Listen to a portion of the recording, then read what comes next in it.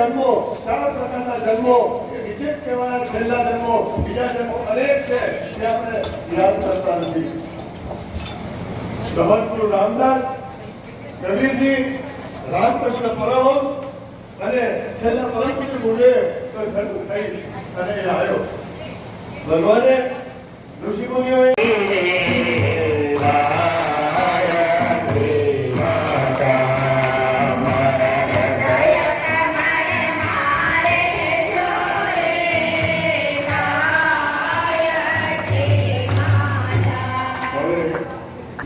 એક ડીશની અંદર એ પાન મૂકીને મૂકી દેજો. એમાં કપૂરી પાન મૂકી અને મૂકી દેજો.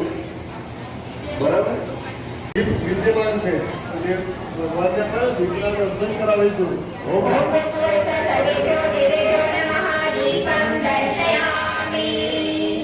હવે આપણે નૈવેદ્ય સાકરનો એક ટુકડો હોય કરવા જે મળતું હોય એ ચલાવાય.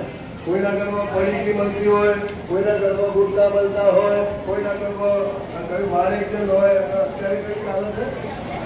અત્યારે કેસર કદમ વાળું છે વિમાન. કેસર કદમ તો એ 10 મહિના મૂકી દો.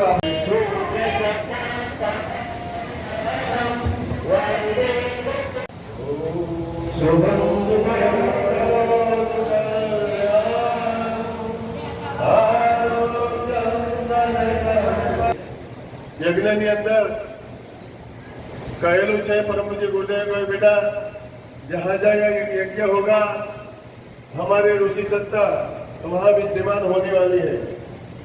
हिमालयના 80,000 ઋષિ મુનિઓ અત્રે એમની શક્તિ દ્વારા અત્રે ઉપસ્થિત થાય અને એ યજ્ઞનો લાભ આ ગામને પ્રાપ્ત થાય, આજુબાજુના વિસ્તારને એનો અસર પ્રાપ્ત થાય. એવા ઋષિ મુનિઓને આપણે પરમ પૂજ્ય ગુરુદેવ ઋષિ મુનિઓના પ્રતિનિધિ છે અને બંનેને આપણે અહીંયા વિદ્યમાન કરીશું. બે હાથ જોડી રાખજો, આંખો બંધ રાખજો, ભાવ કરજો. અહીંયા હિમાલયના ઋષિ મુનિઓ વ્યક્તિના મગજની અંદર જે રાક્ષસ વરાળ છે એ રાક્ષસ દૂર કરવાનું છે. એ વિચારોનું કે રાક્ષસને દૂર કરી અને આપણે એક મંત્ર આપણે લેવાનો છે, જીઓ ઓર જીને દો. જીવો અને બીજાને પણ જીવવા દો. શું કામ પ્રોબ્લેમ કરો છો? શું પ્રોબ્લેમ છે પાકિસ્તાનને? શું પ્રોબ્લેમ છે આજુબાજુ બાંગ્લાદેશને? શું પ્રોબ્લેમ છે ચીનને? શું પ્રોબ્લેમ છે અમેરિકાને કે શાંતિથી જીવતા નથી અને આપણને ભારતીયોને જીવવા દેતા નથી? શું જોઈએ છે એમને? શું જોઈએ? શાંતિ જોઈએ.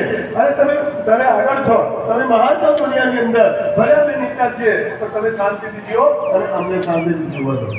આપણો ધર્મ એ કે છે અને એનું જ્ઞાન લઈ અને આપણે ઠેર ઠેર પહોંચાડવાનું.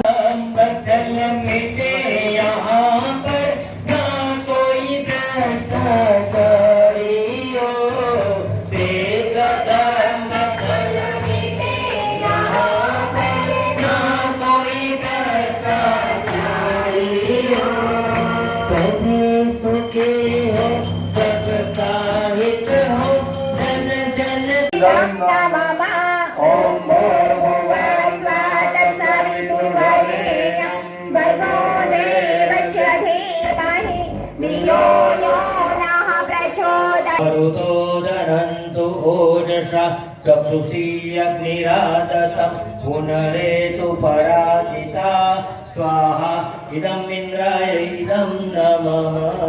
હવે માતૃભાતૃજનોને આ આઘાતથી રાહત થાય તથા સર્વત્ર શાંતિ થપાય એ નિમિત્તે વિશેષ આહુતિ આપીશું. ઓમ સન્નો મિત્રઃ શં વરુણઃ शन्न इन्द्रो बृहस्पति शन्नो विष्णुक्रमः स्वाहा इदं हुतात्मन शान्त्यर्थम् इदं नमः.